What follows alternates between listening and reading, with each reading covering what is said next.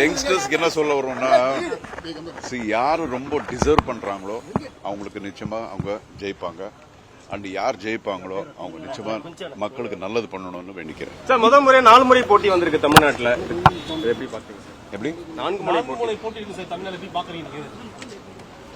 அதெல்லாம் நல்லா தெரிஞ்சவங்க கிட்ட பேசினா அவங்க எல்லாம் அதுக்கெல்லாம் கருத்து சொல்லுவாங்க.